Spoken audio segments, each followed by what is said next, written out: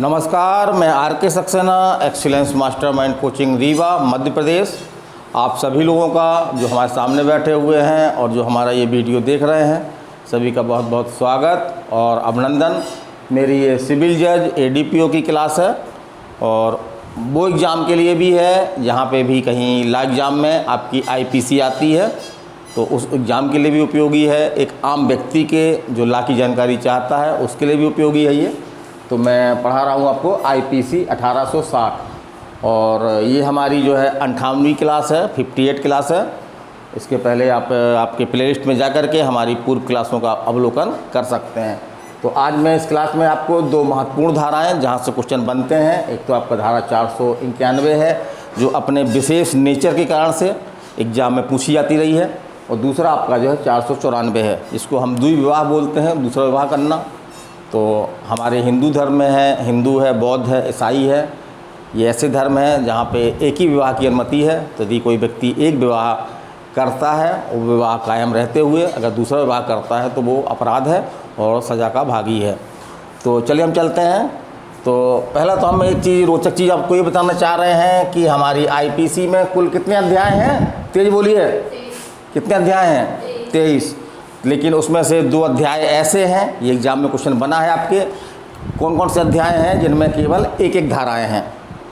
तो एक तो आपका अध्याय 19 है जिसमें केवल एक धारा है, वो धारा कौन सी है? 491 है। और दूसरा अध्याय जो हम बाद में अभी पढ़ा नहीं, हमने बाद में पढ़ेंगे, वो है आपका अध्याय 23 जिसमें मात्र एक धारा कौन सी है? धारा 511, धारा 511।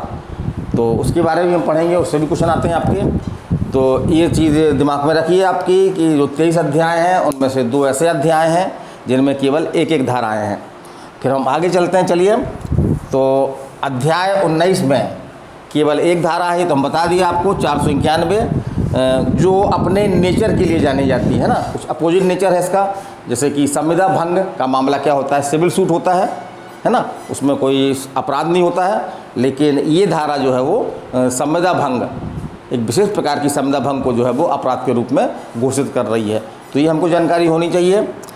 चलिए हम देखते हैं धारा 491 है क्या। तो असहाय व्यक्ति को परिचर्या, परिचर्या माने होता है उसकी देखरेख करना, भरण पोषण करना। एक बड़ा शब्द है ये। इसके अंतर्गत किसी की देखभाल करना, उसका भरण पोषण करना, जीवन की आवश्यकताओं की पूर्ति करना, ये तमाम चीज़ें उसमें जो है वो शामिल हो जाती हैं। तो असहाय व्यक्ति की परिचर्या करने की और उसकी आवश्यकताओं की पूर्ति करने की संविदा का भंग। तो इसमें देखिए क्या पड़ता है, इसको हमने अपनी भाषा में लिखा हुआ है। तो कोई व्यक्ति जो विधिपूर्ण संविदा द्वारा आबद्ध होते हुए, है ना, ऐसे व्यक्ति को जो किशोरावस्था अर्थात मतलब कि एक बच्चा है ना, बच्चे सामान्यतः अपने आवश्यकताओं की पूर्ति नहीं कर सकते हैं। तो किशोरावस्था या ऐसे व्यक्ति जो पागल हैं अर्थात चित्त विकृत हैं, तो वो भी अपनी आवश्यकताओं की पूर्ति नहीं कर सकते, किसी को उसकी देखभाल करना चाहिए। फिर रोगी व्यक्ति हैं, तो बहुत सारे ऐसे रोग हैं जबकि व्यक्ति इतना असहाय हो जाता है कि वो अपने लिए कुछ नहीं कर पाता है, या शारीरिक दुर्बलता के कारण से बहुत सारे व्यक्ति क्या होते हैं? असहाय हो जाते हैं, या अपने निजी क्षेम की व्यवस्था या अपने निजी आवश्यकताओं की पूर्ति, है ना, करने में के लिए असमर्थ हैं। तो ऐसे व्यक्ति से क्या किया है अभियुक्त ने? क्या किया है कि एक संविदा कर रखी है कि हम तुम्हारा जो है वो क्या करेंगे? परिचर्या करेंगे, या तुम्हारी जो भी जीवन की आवश्यकताएं होगी उनकी जो हम क्या करेंगे? पूर्ति करेंगे। और फिर क्या करता है कि स्वेच्छा वो अपने इस दायित्व को, अपने जो संविदा के दिन जो उसका दायित्व है परिचर्या करने का या आवश्यकताओं की पूर्ति करने का, वो नहीं करता है, अर्थात अपने इस दायित्व का क्या करता है? वो लोप करता है। तो एक ये अपराध घोषित किया गया है धारा 491 में। और दंड देख लें हम, दंड पूछा गया है इसका एग्जाम में। तो दंड क्या है इसका? तो दंड है इसका 3 मास तक का कारावास।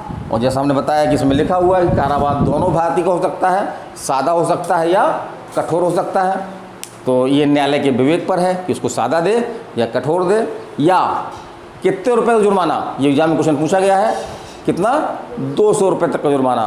तो अपन आंकड़ा बैठा लें, 200 रुपया और 3 माह, 200 रुपया और 3 माह, इस तरह से एक ट्रिक से अपन जो है वो दोनों का दंड और जुर्माना दिमाग में रख सकते हैं, हमको रटने की ज़रूरत नहीं है। तो या दोनों भी है ना, तो न्यायालय के विवेक है कि दोनों दे सकता है, या 3 मास तक का कारावास दे सकता है, या 200 रुपये तक का जुर्माना दे सकता है, या कारावास जुर्माना दोनों दे सकता है। तो चलिए हम देखते हैं, यहीं पे हमने वही बात लिखी है कि धारा 491 आईपीसी की एकमात्र ऐसी धारा है ना, आईपीसी हमने जो अध्ययन किया उसमें एकमात्र ऐसी धारा हमको मिलती है जो सिविल प्रकार के दायित्व को क्या करती है, ये सिविल प्रकार के दायित्व को जो है वो अपराधी घोषित करती है ना। तो सिविल प्रकृति के दायित्व को जो है वो संविदा भंग जो होता है ना, उसको क्या करती है, अपराध घोषित करती है। चलिए, तो ये बात आपको समझ में आ गई होगी। एक प्रकार से ये सामाजिक दायित्व की पूर्ति करने के लिए इस धारा को जो रखा गया है, यही हमारे जो विधि निर्माता हैं उनका यही मूल उद्देश्य था। चलिए हम चलते हैं, तो अगला हम अध्याय लेते हैं, अध्याय 20 है ना। तो अध्याय 20 में जो है वो कौन से अपराध हैं, तो विवाह संबंधी है ना। तो इसको याद रखिएगा, आपका ये क्वेश्चन एग्जाम में आ जाते हैं कि विवाह संबंधी अपराध किस अध्याय में है, तो किस अध्याय में है, अध्याय 20 में है। और इसका हमने, लेकिन हम ये देखते हैं कि अध्ययन की दृष्टि से हर धारा इम्पोर्टेंट नहीं है, तो हम केवल वही धाराएं बता रहे हैं जो इम्पोर्टेंट हैं, जिससे एग्जाम में क्वेश्चन आने की संभावना रहती है। तो एक बहुत ही महत्वपूर्ण धारा है 494, तो इसको हम आम बोलचाल की भाषा में कह सकते हैं दूसरा विवाह करना। जैसा हमने बताया कि दूसरा विवाह करना जो है वो अपराध है, कुछ अपवादों को छोड़ करके। उसमें यही कहा गया है, पति या पत्नी के जीवन काल में पुनः विवाह करना, इसको हम क्या बोलते हैं, द्विविवाह बोलते हैं, है ना। क्या बोलते हैं, द्विविवाह। चलिए देखते हैं इसकी परिभाषा को, हमने अपने शब्दों में लिखा हुआ है।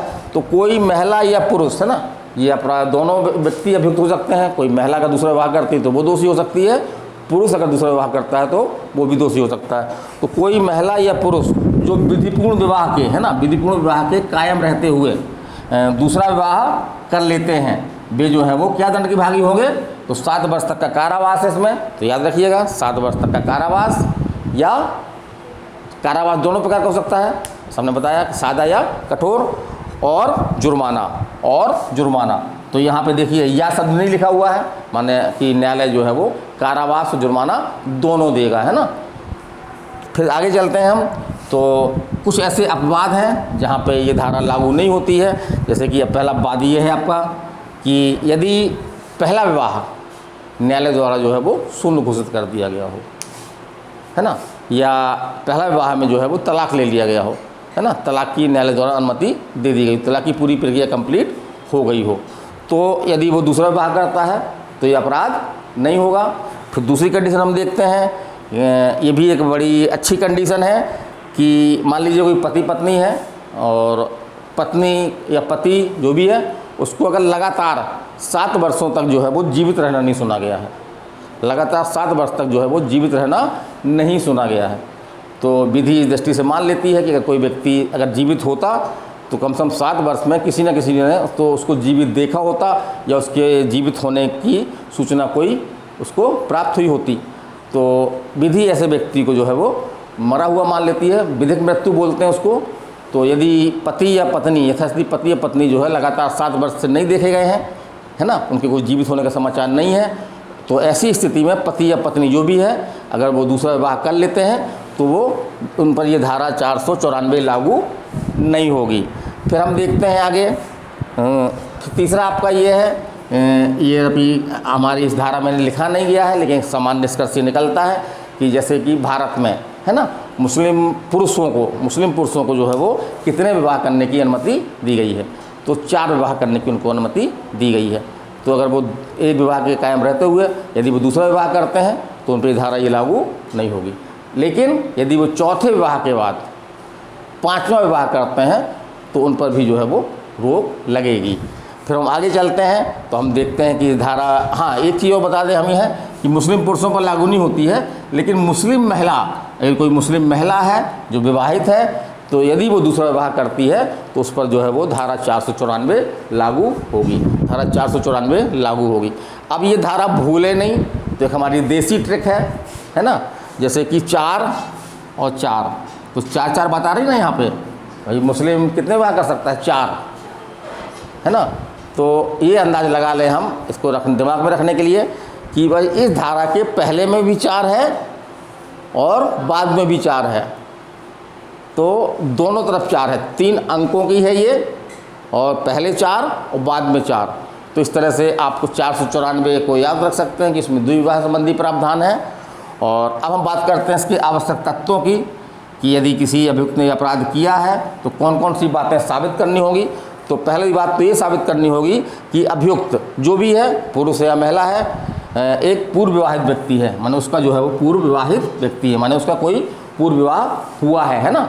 दूसरा है पूर्व विवाह, जो उसके पहले विवाह हुआ था वो कैसा है, विधिपूर्ण है, विधिपूर्ण विवाह है। इसमें बहुत सारे ऐसे मामले आए हैं, जैसे रिलेशनशिप में रहते हैं कुछ लोग, है ना, तो इस संबंध में न्यायालय का ये दृष्टिकोण है कि केवल रिलेशनशिप में रहना जो है विवाह की श्रेणी में नहीं आ सकता। तो यदि कोई व्यक्ति रिलेशन में रह रहे हैं और फिर वो उसमें से कोई एक नर या नारी में से कोई क्या करे, दूसरा विवाह कर ले, दूसरा विवाह नहीं कहलाकर विवाह कर ले, तो उसका जो दूसरा पक्षकार है वो उस पर ये धारा के अधीन मुकदमा दायर करे, है ना। इसकी समानांतर शुरुआत होती है परिवाद से, है ना। इस तरह के अपराधों में जो है वो परिवाद से इसकी कार्रवाई जो है वो शुरू होती है, तो ये धारा लागू नहीं होगी। फिर तीसरा आवश्यक तत्व क्या है आपका, कि वह व्यक्ति जिसके साथ विवाह हुआ है ना, जिसका पहले विवाह हुआ है, वो व्यक्ति कैसा हो, जीवित होना चाहिए, है ना।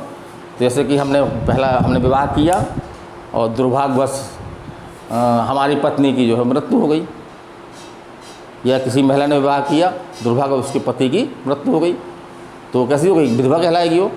तो वो दूसरा अगर किसी पुरुष से विवाह करती है तो ऐसे मामलों में धारा ये लागू नहीं होती है। तो शर्त ये है कि जिससे भी जो भी है पति पत्नी है, उसका जो भी पार्टी सेकंड पार्टी है ना, औरत या पुरुष है, वो उसका जीवित होना जो है वो आवश्यक है। और जिस समय इसने दूसरा विवाह किया उस समय वो जीवित है ना, पार्टनर उसका दूसरा पक्षकार जो है वो जीवित था। फिर देखते हैं हम चौथा जो इसका तथ्य है, अभियुक्त ने यथास्थिति पति या पत्नी के जीवन काल में दूसरा विवाह किया है, माने कि वो जिंदा रहते हुए जो है वो दूसरा विवाह किया है। तो यदि ये चारों बातें सिद्ध कर दी जाए तो धारा 494 का अपराध प्रमाणित हो जाता है। और सज़ा क्या मिलेगी, सज़ा कितनी है, 7 वर्ष, है ना, 7 वर्ष। तो 7 कई जगह आ रहा, जैसे यहाँ पे आ रहा कि 7 वर्ष देखा नहीं गया हो, तो ये तो हमारे दिमाग में रहता है पॉइंट ये। इसी से हम जो है वो सज़ा भी याद रख सकते हैं। इसकी सज़ा कितना है, 7 वर्ष और जुर्माना, या जुर्माना नहीं, कभी कभी ऐसा क्वेश्चन बन जाता है एग्जाम में कि 7 वर्ष या जुर्माना, या दोनों, 7 वर्ष और जुर्माना, इस तरह से कभी कभी क्वेश्चन बना दिए जाते हैं। ऐसे क्वेश्चन बहुत ऐसे प्रकृति कहलाते हैं कि अगर हम थोड़ी सी भी सावधानी न बरतें तो इसमें हम क्या धोखा हो जाता है हमको, और ये बना बनाया क्वेश्चन हमसे जो है वो गलत हो जाता है और हमको नंबर नहीं मिलते हैं। तो चलिए, हमारा एक छोटा सा टॉपिक था।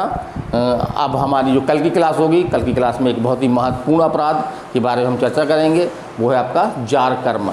जार कर्म, है ना, माने कि किसी विवाहित स्त्री से, है ना, उस स्त्री के पति की सहमति के बिना मैथुन करना क्या कहलाता है, जार कर्म कहलाता है।